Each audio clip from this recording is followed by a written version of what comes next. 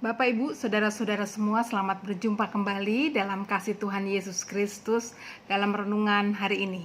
Kita akan merenungkan firman Tuhan yang diambil dari kitab Yohanes. Injil Yohanes pasal 13 ayat 21 sampai ayat 32.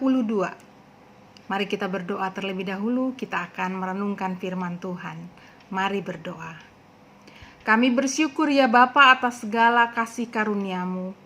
Kami bersyukur ya Bapa atas segala kekuatan yang Engkau berikan kepada kami. Biarlah kami boleh menjadi pengikut-Mu yang terus setia sampai Tuhan datang. Bersabdalah. Di dalam nama Tuhan Yesus Kristus kami berdoa. Amin. Inilah Injil Tuhan. Setelah Yesus berkata demikian, ia sangat terharu, lalu bersaksi, Aku berkata kepadamu, sesungguhnya seorang di antara kamu akan menyerahkan aku. Murid-murid itu memandang seorang kepada yang lain. Mereka ragu-ragu siapa yang dimaksudkannya. Seorang di antara murid Yesus, yaitu murid yang dikasihinya, bersandar dekat padanya di sebelah kanannya. Kepada murid itu Simon Petrus memberi isyarat dan berkata, Tanyalah, siapa yang dimaksudkannya? Murid yang duduk dekat Yesus itu berpaling dan berkata kepadanya, Tuhan, siapakah itu? Jawab Yesus, Dialah itu yang kepadanya aku memberikan roti sesudah aku mencelupkannya. Sesudah berkata demikian, ia mengambil roti, mencelupkannya dan memberikannya kepada Yudas, anak Simon Iskariot. Dan sesudah Yudas menerima roti itu, ia kerasukan iblis. Maka Yesus berkata kepadanya, Apa yang hendak kau perbuat, perbuatlah dengan segera. Tetapi tidak ada seorang pun di antara mereka yang duduk makan itu mengerti apa maksud Yesus mengatakan itu kepada Yudas. Karena Yudas memegang kas, ada yang menyangka bahwa Yesus menyuruh dia membeli apa-apa yang perlu untuk perayaan itu, atau memberi apa-apa kepada orang miskin. Yudas menerima roti itu lalu pergi. Pada waktu itu hari sudah malam. Sudah Yudas pergi, berkatalah Yesus, Sekarang anak manusia dipermuliakan dan Allah dipermuliakan di dalam dia. Jikalau Allah dipermuliakan di dalam dia, Allah akan mempermuliakan dia juga di dalam dirinya dan akan mempermuliakan dia dengan segera. Demikianlah Injil Tuhan Yesus Kristus. Berbahagialah kita yang suka merenungkannya dan yang memelihara dalam kehidupan kita sehari-hari. Hosiana. Bapak, Ibu, saudara-saudaraku dan anak-anak, tanpa pengharapan, penderitaan tak memiliki kekuatan, malah akan membawa kehancuran bagi kita. Nah, bagi kita umat Tuhan, penderitaan Tuhan Yesus telah menjadi harapan besar bagi umat untuk memperoleh jalan keselamatan. Itu bukan hanya dogma semata, melainkan lalu masuk menjadi praksis pemahaman iman yang berpengaruh pada berdampak pada kehidupan para Kristen sehari-harinya dalam menghadapi berbagai tantangan kehidupan.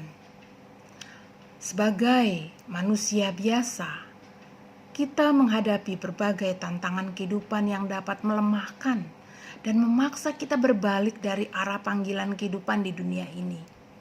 Tantangan itu dapat berupa penderitaan, sakit penyakit, kejahatan, kegagalan, dosa, kekurangan, merasa diri tidak sama dengan orang lain, dan sebagainya. Membuat kita bisa tidak tahan dan ingin segera terbebas. Bisikan untuk meraih jalan pintas, lepas dari penderitaan itu seringkali adalah menggiurkan, berupa pengkhianatan, tawaran jabatan, atau umbaran nafsu ragawi yang ditawarkan dengan jalan menyimpang dari jalan Tuhan. Tuhan Yesus dan Yudas adalah dua sosok paradoksal yang memiliki cermin ini. Dari Alkitab, kita dapat melihat betapa cerdas dan lihainya Yudas Iskariot. Yudas ini yang sesungguhnya ternyata adalah seorang yang rakus dan serakah, hanyalah seorang yang cinta uang dan kenyamanan diri. Dengan kelihayannya, Yudas mampu menduduki tempat kepercayaan sebagai pemegang keuangan. Sampai pada kisah Alkitab ini, kejahatan Yudas dilakukan dengan lihainya, bahkan tidak diketahui oleh rekan-rekan yang lain, sesama murid Tuhan. Yudas ini tak tersentuh hatinya maupun bertobat, meski pada saat perjamuan itu Tuhan Yesus menyerahkan kepadanya roti yang dicelupkan ke dalam anggur baginya. Yudas bukannya tersentuh hatinya dan bertobat, malah besar kepala dan terus menjalankan muslihatnya. Itulah yang menunjukkan bahwa ia dikuasai oleh iblis. Bisa dibayangkan bagaimana tekanan dan kesedihan yang mungkin dialami oleh Tuhan Yesus mengetahui seorang kepercayaannya akan bertindak sebagai seorang yang akan menyerahkannya untuk disiksa dan dibunuh. Kekecewaan, kesedihan, dan kemarahan mungkin saja melanda diri Tuhan. Namun alih-alih menjadi demikian, saudaraku, Bapak Ibu sekalian, dan anak-anak, ia memilih menjadi sosok kuat dan teguh menghadapi pengkhianatan, bahkan penderitaan dan kematian yang dijalaninya. Apa yang Tuhan Yesus tunjukkan ini bukan tanpa sebab. Tuhan Yesus menjadi sosok yang teguh dan tangguh karena ia memiliki pengharapan besar yang akan terjadi melalui jalan penderitaannya. Ia akan menjadi jalan pembebasan bagi setiap orang yang nantinya juga akan mengikuti jalannya. Kala hidup mesti dijalani dengan penderitaan yang bukan karena kejahatan dan keinginannya, namun karena cinta. Maka Tuhan Yesus dan pengikutnya mengenal bahwa di dalam semua itu ada maksud Allah yang besar melalui diri ini. Kesadaran panggilan sebagai pelaku kehendak Allah dan mau menjalaninya akan dikaruniai dengan kekuatan oleh Allah untuk menjalaninya. Kita yakin bahwa semua penderitaan ini akan menghasilkan kebaikan dan keindahan. Nah, saudara-saudaraku, Bapak Ibu sekalian dan anak-anak, jadi ketika Tuhan Yesus menjalani perjalanan penderitaannya itu bukan palsu. Itu adalah kekuatan menjalani karena kekuatan dari pengharapan. Ini mirip dengan seorang perempuan hamil yang hendak melahirkan anak.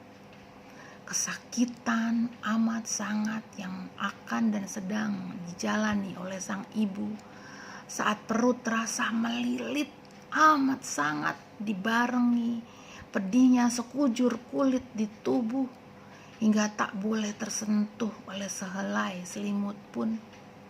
Bagi sang ibu, itu tidak menggoyahkannya untuk mundur dari panggilan untuk melahirkan anaknya saat itu.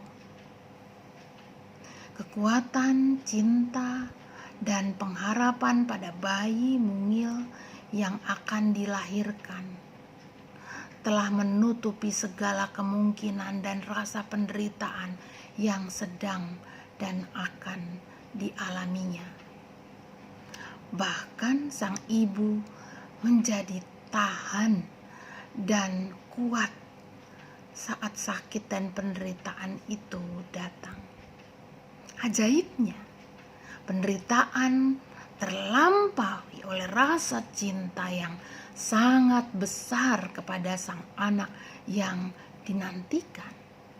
Baik pada saat kesakitan itu datang maupun pada saat penderitaan itu sudah selesai. Sang ibu tidak mengingat lagi penderitaan itu, melainkan sukacita memeluk dan merawat bayi yang dilahirkan itu. Kini yang ada adalah passionnya, gairahnya. Demikian juga ketika setiap umat Tuhan hadir di tengah penderitaan. Karena ada kekuatan dari pengharapan kepada cinta Tuhan yang besar, ia menjadi kuat. Kita selalu yakin Tuhan memberikan kekuatan dan cintanya selalu kepada kita. Kita akan memiliki kekuatan dari Tuhan untuk memenuhi segala panggilan kita. Amin.